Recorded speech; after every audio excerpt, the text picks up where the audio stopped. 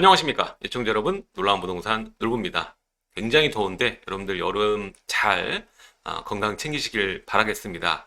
자, 오늘은 이 썸네일에서 제목에서 봤듯이 21년 하반기 부동산에 대해서 얘기를 할 텐데요.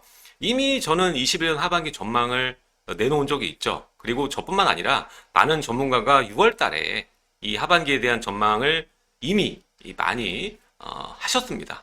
그리고 거의 뭐 하락 얘기하시는 분은 뭐 고정적으로 하시는 분들 빼고는 전부 다 이제 상승을 얘기하고 있고, 그 중에서도 역대 보지 못하는 상승이 올해 나올 수 있다, 이렇게 전망하시는 분이 굉장히 많습니다. 각자 생각이 조금씩 달라요. 상승은 상승인데 어디에서 큰 상승이 있을지, 그리고 얼만큼 상승할지에 대한 얘기가 약간씩 다 다릅니다.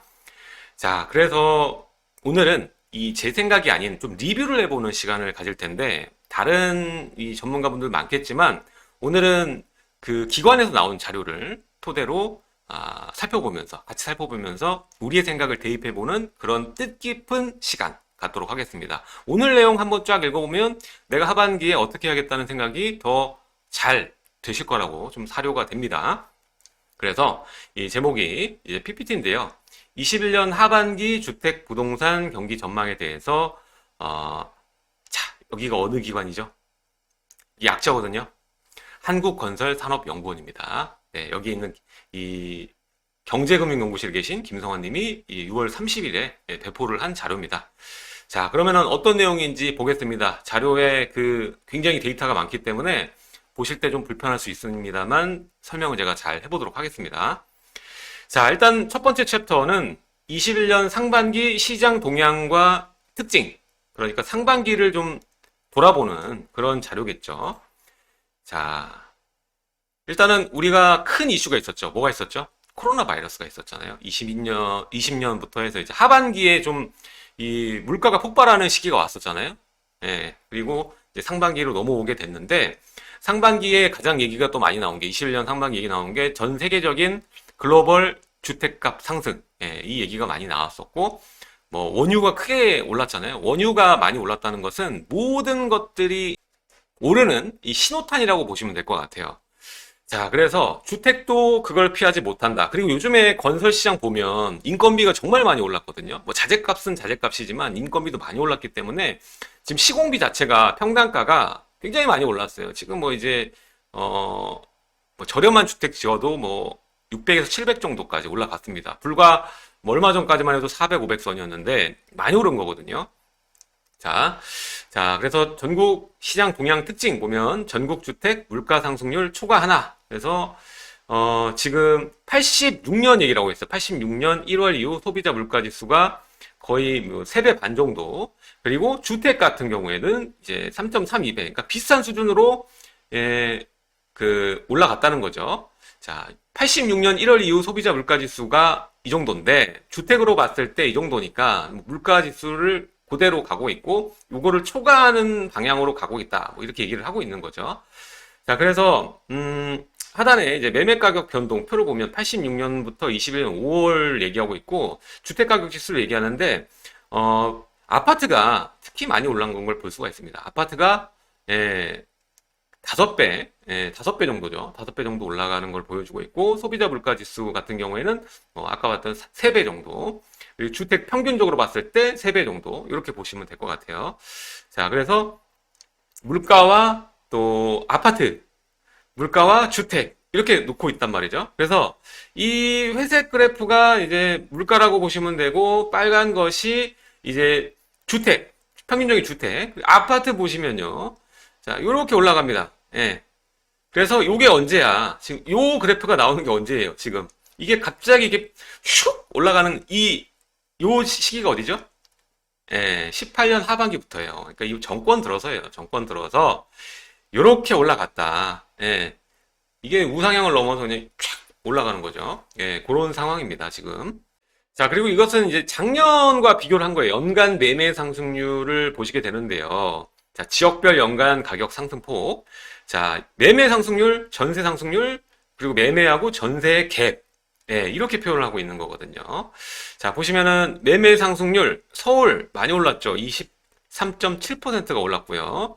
자, 그리고 이 다른 도시도 대전, 대구 다 20% 넘게 올랐습니다. 그리고 이 경기도가 지금 30%예요. 그러니까 연간으로 봤을 때 경기도가 정말 많이 올랐다라고 볼 수가 있고, 인천도 뒤지지 않고 지금 올라가는 모습 보여주고 있습니다. 특히나 올 21년 상반기에는 인천광역시, 이거는 연간 매매 상승률이니까 이보다 더 그 다른 지역 비교했을 때 높은 상승률을 가지고 있죠.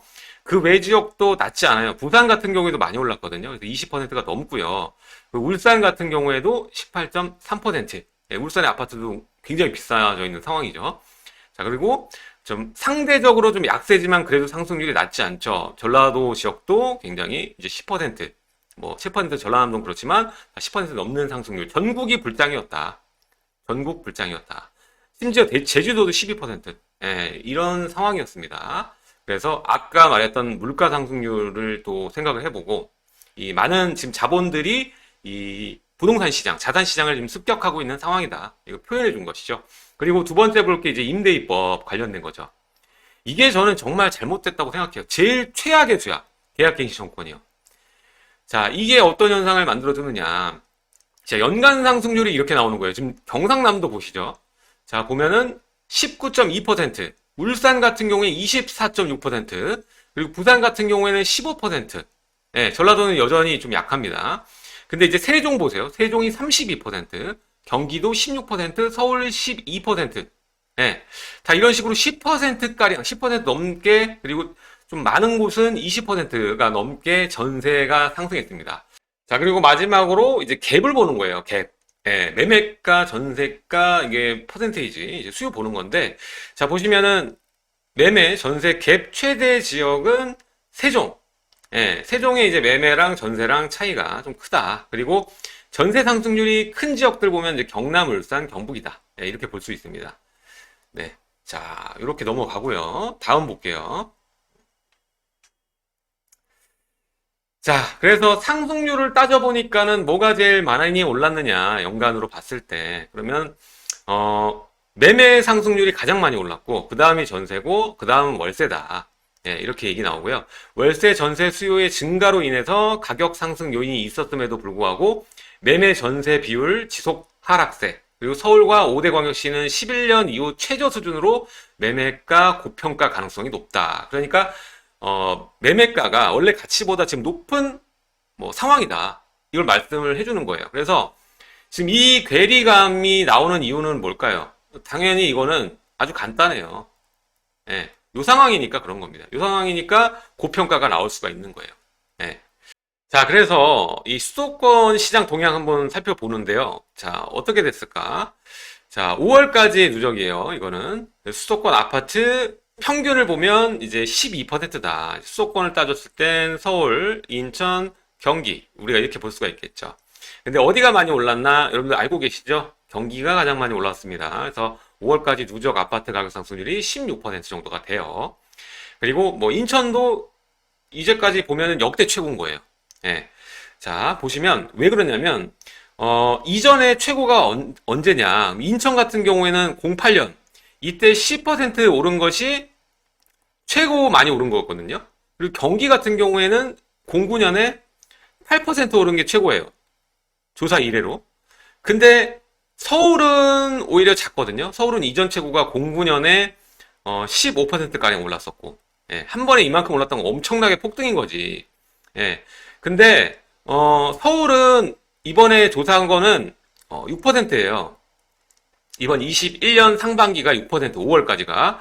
근데 이건 못 넘은 거지. 이전 전고를 못 넘은 건데, 자, 다른 경기하고 인천 지역은 역대 최고를 넘은 거예요, 지금.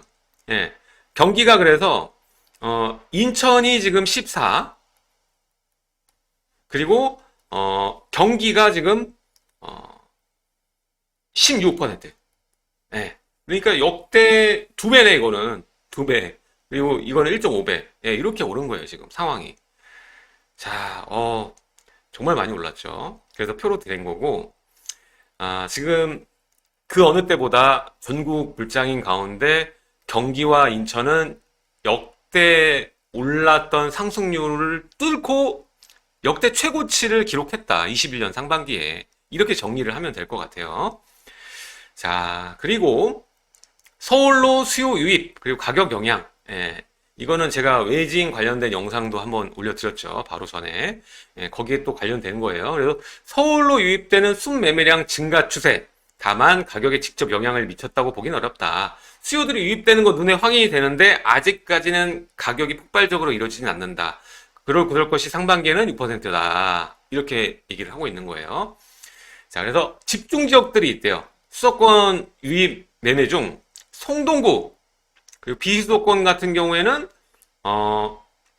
강북, 도봉이 변화 크다. 그러니까 수도권 지역에서 유입되는 돈들은 서울에서 성동구로 유입된 게 가장 많았고, 예, 비수도권, 그러니까 지방이죠. 지방에서는 강북, 도봉 이쪽에 많이 넣었다. 노도강 얘기했었죠. 저번 시간에 얘기했던 그대로 나오는 거예요. 그래서 이들 지역으로 돈을 넣은 거예요. 예, 이들 지역으로. 덜 오른 지역으로 갔다는 거야. 덜 오른 지역으로. 자, 그리고 서울로 유입되는 주택 매매 추이와 주택 가격 상승 추이에서 나오는데 그렇게 큰 기반점이 없다. 예, 이렇게 나오고 매매 유입 변화 보시게 되면 이렇게 나옵니다. 21년 유입 거래량. 그래서 지금 높은 데가 구로, 강서, 성동, 종로, 강남이에요. 예, 이렇게 되어 있고요. 수도권에서 비수도권, 프롬 비수도권은 예, 중구, 동대문구, 도봉구, 강북, 마포, 종로. 좀 싸고 직장과 연계된 지역들, 이런 쪽으로 비수도권에서는 자본들이 들어온 거고요. 수도권 내에서는 좀 이름 있는 지역과 좀 싼 지역들, 예, 저평가됐다고 여겨지는 지역들에 유입이 많이 됐다. 예, 이렇게 우리가 데이터라 정확하게 볼 수가 있는 겁니다. 자, 포털 매물 추이와 가격 간 관계. 뭐 포털 거래는 네이버를 통해서 하죠. 그래서 부동산 포털 매물 추이와 가격 간 관계를 보면 매물 생존율과 거래량은 반비례 관계다. 네. 그리고 수도권 매물과 거래량 추이 유사하게 나타난다. 네. 매물의 수치와 거래량 추이가 좀 비슷하게 나타난다는 거예요. 자, 그리고 여기서 생존율은 물건이 거래 안 되고 오랫동안 올라와 있는 거죠. 그래서 생존율이라고 하는 거고, 이게 20년에도 그랬어요. 21년 들어서 매물 수가 작년에 대비했을 때도 소폭 감소하고 더 줄은 거지. 더 줄고, 이게 오랫동안 거래되지 않고 장기화. 호가가 높으니까. 지금 호가가 높아진 상태의 매물들만 생존해서 있는 상태에서 거래가 한번 터지고 일시에 몰리게 되고 가격에 대해 적응을 하게 되면 1년 동안 가격 적응을 하고 그 다음 대기 타고 있다가 급매물이 안 나오다가 누가 거래를 한번 트면 그 호가에 와르르르 거래가 또 되고 호가가 바로 올라갑니다. 지금 그런 상황이 지금 3년 동안 반복이 됐거든요. 그러니까 그거에 대한 얘기를 하는 거예요. 그래서 21년 들어서 20년보다도 소폭 감소했고 또 오랫동안 거래가 되지 않고 또 거래량이 당연히 감소하겠죠. 그러면서 가격 상승은 둔화된 상황이다. 이거는 이 전반적으로 그렇다는 것이지 서울도 쪼개보면은 그렇지 않은 지역들 있죠. 지금 노원 같은 경우나 이런 지역은 많이 올랐어요. 그래서 둔화라고 보긴 어렵지. 근데 고가 부동산들은 좀 둔화된 것은 사실이다. 근데 뭐 최근에 이어서 재건축이나 뭐 이번 보궐선거가 이제 4월달 그 전후로 해서 많은 기대 심리를 가지고 거래가 좀 재건축 위주로 좀 돌아가긴 했었죠. 자, 그래서 이렇게 밑에 그래프들이 나와 있습니다. 자, 이 자료는요, 제가 블로그에 올려놓을 테니까 천천히 한번 여러분들 읽어보시면 도움이 되실 겁니다. 자, 하단 첫 번째 댓글 타시고 이동하시면 돼요. 자, 그래서 교통에 대한 얘기가 나와요. 올 상반기나 작년 하반기, 20년 하반기와 20년 1년 상반기는 그 어느 때보다 교통 호재에 대한 그 가격 변화가 컸던 해인 것 같아요. 자, 접근성 향상 기대, GTX죠. 자, 교통여건 개선 기대로 인해서 인천, 경기의 집값이 상승했다. 네, 이렇게 얘기가 나오고 있고, 특히 작년 하반기에는 이제 뭐 김포하고 파주 비규제 지역 유행하다가 이제 그 이후에 다 규제 지역으로 바뀌니까 그때부터는 교통 호재를 중심으로 부동산이 움직였다. 가격이 움직였다. 뭐 이렇게 얘기를 할 수가 있겠죠. 그래서 가장 뭐 많이 얘기가 나왔던 데는 뭐 의왕 뭐 얘기 많이 나왔었고, 그리고 고양 같은 경우에도 얘기가 많이 나왔던 지역. 예. 이렇게 살펴보면 되겠는데요. 자, 여기 상승률 보면은 양주도 많이 올랐었고, 의정부, 예, 많이 올랐고요. 이렇게 전반적으로 나와요. 이거는 제가 어제 했던 내용이니까 대충만 얘기하고 넘어가도록 하겠습니다. 요거는 제가 자료 올려놓으면 살펴보세요. 내용이 길어서 짧게 치고 가야 돼요, 지금. 자, 그리고 지방시장 동향. 자, 상반기 지방의 매매가 상승세가 지속되고 있다. 상승세는 소폭 둔화되었다. 예, 상승세는 지속되나 뭐 작년만큼 오르진 않았다라는 거죠. 그래서 상반기 지방 전세 수도권과는 달리 전고점을 돌파하고 다시 사상 최고치를 기록 중. 자, 지방시장의 거의 뭐 평균적인 공통점이 오래된 아파트가 많아요. 오래된 아파트가 많고 전세가율이 높은 편이거든요. 전반적으로. 신축도 많이 없기 때문에. 근데 이런 상황에 계약갱신 청구권 이게 나옴으로써 이게 전국 다 통용되잖아요. 그러니까 전세가가 또 미친 듯이 올라가고 매매가도 거기에 따라서 가는. 그래서 그래프 보면은 이렇게 가는 거예요. 이렇게 가다가 이렇게 가다가 이렇게. 예. 지금 이제 20년 하반기부터 이렇게 된 거예요. 20년 하반기부터 이런 모양새를 보여주고 있다. 지금 그러니까 서울뿐만 아니라 전국이 문제인 거예요. 지금 집값이 한 번에 일시에 이제 올라가는 거죠. 예. 자, 그리고 지방시장 동향 특징 그대로 갑니다. 지난해 수주 인식이 많았던 지방 재건축, 착공 증가세, 매매시장에서 관심 역시 재건축 매물에 집중됐으나 21년에 접어든 이후 전년과 상이해서 전년 수주량과 금년 착공량 증감 큰 차이를 보이지 않고 있다. 여전히 이제 분양한 경기는 양호한데 한 지역은 조금 약세죠. 바로 대구입니다. 대구. 자, 대구 보시면은 이때 착공 많이 했거든요. 그게 지금 분양하고 있어. 분양하고 있잖아요. 그래서 이번 대구는 올 상반기 별로 안 좋았다. 이건 이전에도 얘기했어요. 대구에 청약 물량이 많으니까 이게 어쩌면은 하나의 기회가 될 수 있다. 이렇게 얘기를 드린 적이 있습니다. 자, 이렇게 되면은 차후에 또 전세가도 입주 시점 맞춰가지고 많기 때문에 상당 기간 동안은 이제 매물대가 눌리죠. 그래서 기회가 있을 수 있는 지역이다. 이렇게 얘기를 하고 있습니다. 자, 다음 재건축 대상 주택 가격과 서울 유칠 거래. 그래서 지방의 재건축 가격 상승률은 19년 말 수준으로 안정돼 있다. 지방 재건축은 서울 재건축과는 달리 그렇게 뭐 뜨겁다 이렇게 말하긴 어렵다. 근데 5대 광역시 기타 지방 흐름 나타내고 있고 서울 외부로 순유출되는 매매 거래와 전국 주택 가격 상승률 추이가 유사한 흐름 보이고 있다. 그래서 지방의 재건축 가격 상승 추이는 자, 20년 하반기 이때가 피크고요. 그 이후에는 조용해지는 상황이다. 다른 게 조건이 동일한 수준으로 가기 때문에 좀 낮아진 상황이고요. 자, 이 옆에도 서울에서 순유출되는 매매 등기와 그리고 전국 주택 가격 상승률 추이 보시면은 전반적으로 그냥 위로 계속적으로 상승률이 내려가진 않고 조금씩 계속 올라가는 모양새를 보여주고 있습니다. 자, 그리고 공급에 대한 얘기입니다. 상반기 인허가와 공급. 인허가는 늘었다. 근데 준공은 감소했다.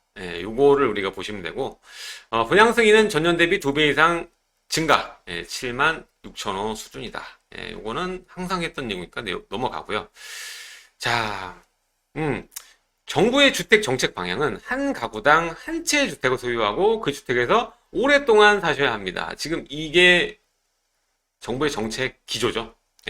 자가 점유율을 높인다라고 보시면 되는데 지역별 자가 점유율이 데이터로 나와 있어요. 전국 자가 점유율이 지금 68% 이렇게 나와 있어요. 많이 올라간 거죠, 지금. 많이 올라간 거예요. 자, 근데 여기 수도권 지역 같은 경우에 보시면은 이렇게 해서 지금 50%, 19년까지 나와 있는 건데 50%까지는 올라온 거예요. 이것도 올라온 거죠. 자, 이게 이제 하락기 때 보시면 45% 정도였잖아요. 근데 이게 이렇게 올라온 거니까. 자, 그리고 이게 5대 광역시는 높은 편. 이제 수도권이 낮은 편. 전국 평균은 요 정도다. 이렇게 보시면 되겠고, 소득 구분별 주택 점유 추이. 그러면은 이거는 뭐 자, 고소득층의 전세 비율 굉장히 낮죠. 그리고 자가 비율이 고소득층은 70% 정도. 그리고 저소득층은 월세 비중이 42%. 굉장히 높은 편이다. 이렇게 보시면 되겠습니다. 이게 2006년부터 보시게 되면은 그 저소득층 월세 비율이 그만큼 높아졌어요. 지금 12%나 증가한 거고, 또 고소득층이 전세를 사는 비율이 28%였는데 이게 줄어든 거예요. 10%가 빠진 거야. 이게 다 이제 매매 시장으로 움직인 거지. 그래서 매매 시장이 지금 64%였잖아요. 고소득층 자가 비율이. 근데 이게 70%가 넘게 되는 거예요. 그래서 이 사람들이 월세랑 매매로 간 거지. 예, 이렇게 보시면 될 것 같아요. 자, 그래서 정부의 정책과 주택가격 추이 섹터 보겠습니다. 오늘 아마 이 내용 다 못할 것 같아요.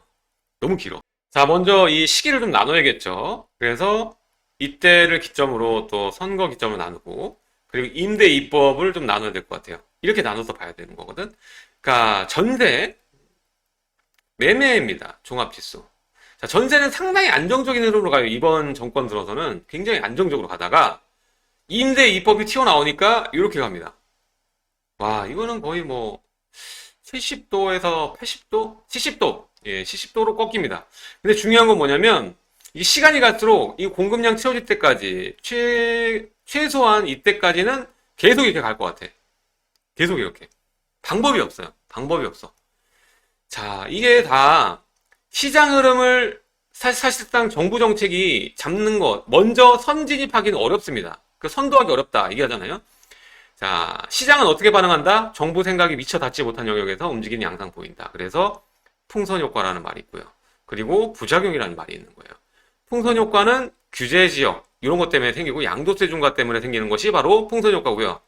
자, 부작용 같은 경우에는 이번 임대 입법, 계약갱 시청권. 예. 지금 앞서서 우리가 지금 표를 봤을 때 이런 얘기를 하잖아요. 고평가돼 있는 것 같다라고 얘기를 하잖아요. 근데 아까도 말했지만 이제 공급하고 수요를 제가 얘기했잖아요. 이 괴리감을 만든 부작용, 그러니까 이런 부작용, 가격 상승의 부작용을 만든 거는 정부 정책이에요. 양도세 중과 때문에 그럽니다. 이거는 어떻게 할 수가 없는 거예요. 양도세 중과 때문에 그래요. 돈이 어딜 가지를 못하고, 예? 그대로 멈춰 있는 거예요, 지금. 자, 그래서 어떻게 되느냐? 매매가는 이때부터 오르죠? 양도세 중과가 언제부터야? 2018년 하반기, 2018년 4월부터잖아요. 이때부터 오르기 시작한 거예요. 그래서 이게 쭉 가다가 1년에 한 번 터지고, 쭉 가다가 또 터지고, 그리고 지금은 이 상태인 거예요. 예. 이게 수도권. 여기에 이 그래프를 만든 건 서울이다? 아니다. 서울이 아니라 경기, 인천이다. 그 중에서 경기가 컸다. 자, 올해 상반기만 해도 경기가 16% 올랐다. 이건 역대 최고다. 인천이 14%다. 얘도 역대 최고다. 서울은 6이다. 자, 이제까지 챕터 1이 끝났어요. 챕터 1은 2021년 상반기 5월까지 누적된 데이터를 가지고 시장이 어떻게 움직였는지와 그 이전과 비교했을 때 어느 정도의 상승률을 가지고 있고 뭐가 문제인지 한 번에 우리가 알 수 있었습니다. 자, 매매가의 고평가를 만든 것은 결국 공급이 무너지고 수요 억제만 생각하고 공급을 밸런스를 안 맞춰주다 보니까 골마 터진 것이다 라고 볼 수 있고, 그마저의 공급도 막고 있는 것이 바로 이 혈류가 막힌 거예요. 그래서 지금 부풀려지고 있는 거예요. 혈류 사고인 거지. 그래서 지금 양도세 중과, 예, 이게 가장 전 크다고 보고, 그리고 임대가의 또 문제점, 임대가 지금 또 폭발하고 있고, 지금 뭐 6억 하던 전세가 불과 뭐 2년 만에 12억 된 동네가 뭐 수록합니다. 예, 이런 사태에서 이분들이 계약갱시 청구를 못 썼을 경우, 아니면 추후에 2년 뒤의 모습, 전 국민을 서로 분열하게, 갈라지게 만들고 고통받게 만들고 있다. 아까도 씁쓸하지만 이 저소득층이 월세로 가는 비율이 10%나 늘어났어요. 그러면 벌면 그 저소득인데도 불구하고 그 돈의 상당 부분을 주택값으로 다 지불을 해야 되는 거예요. 거주비로. 근데 그 거주비도 지금 폭등하고 있는 상황이네. 지금이야 매매가가 가장 많이 올랐고 전세가가 그 다음이고 월세가 그 다음이지만, 기다리면 결국 키를 맞춰서 선을 만들게 됩니다. 그렇게 되면 월세도 겁나 오르게 된다는 거예요. 그렇게 됐을 때 저소득층은 더 살기 어려운 시기가 또 앞에 마주하고 있다는 것을 의미하고 있는 겁니다. 그래서 이 안 좋은 정책은 빨리 수정을 해줘야 되는데 과연 누구를 위한 정책인가 생각을 하게 됩니다. 자, 챕터 2는 다음 시간에 좀 할게요. 왜냐면 지금도 지금 20분이 넘는 시간을 보냈잖아요. 데이터가 많다 보니까 이런 결과가 있었고, 그래서 같이 읽어보고 얘기하니까 좀 재미가 있었으면 좋겠다라는 생각은 개인적으로 합니다. 아무튼 재미가 없었어도 끝까지 시청해주셔서 감사드리고요. 다음 시간에는요, 이 다주택자의 시장 이해, 다주택자들이 지금 어떻게 하고 있는지는 제가 전 시간에 바로 얘기했죠. 이들이 이제 적응기를 끝냈어요. 돈이 있네. 근데 돈이 남아요. 이걸 그냥 썩히느냐? 아니죠. 이들이 다시 시장으로 들어오기 시작했어요. 이게 되게 중요한 현상이거든요. 어디에 들어와? 저가 부동산에 같이 들어오고 있어요. 그리고 외지인들도 같이 들어가고 있습니다. 가장 싸게 여겼던 게 아까 서울 6% 나왔죠? 경기 갈 대로 갔지? 인천 14예요. 자, 그래서 이거 수요들이 다시 일로 갈 수밖에 없는 거예요. 그래서 다주택자들이 지금 어떻게 시장을 이해하고 있는지 거기에 대해서 얘기를 하겠습니다. 그래서 자, 다음 2부는 기다려주세요. wait. 이거 약자거든요. 재밌게 만들었네. 이거 다음 시간에 한번 같이 또 리뷰를 해보도록 하겠습니다. 자, 지금까지 시청해주셔서 너무나 감사드리고요. 하단에 좋아요와 구독하기 꼭 눌러주시면 좋겠습니다. 그리고 하단에 멤버십 가입 눌러주시면 놀라운 부동산 전용 멤버십 강의도 시청이 가능합니다. 총 한 40편 정도 되는 것 같아요. 한 번씩 보시면 여러분들한테 큰 도움이 되니까 꼭 봐주시고요. 오늘 해당 자료는 밑에 첫 번째 댓글에다가 블로그 주소 남겨놓을 테니까 들어오시면 보실 수가 있습니다. 자, 지금까지 놀라운 부동산 놀부였고요. 오늘은 한국건설산업연구원에서 나온 자료를 토대로 21년 상반기를 리뷰해보는 시간을 가졌습니다. 자, 앞으로 나올 내용들이 더 중요하죠, 사실. 자, 시장이 이렇게 됐고, 뭐 때문에 문제였다는 것을 우리는 확인했고요. 다음 시간에는 정말 하반기 전망이 어떻게 되는지, 기관은 어떻게 보고 있는지 한번 살펴보도록 하겠습니다. 지금까지 시청해주셔서 감사드립니다.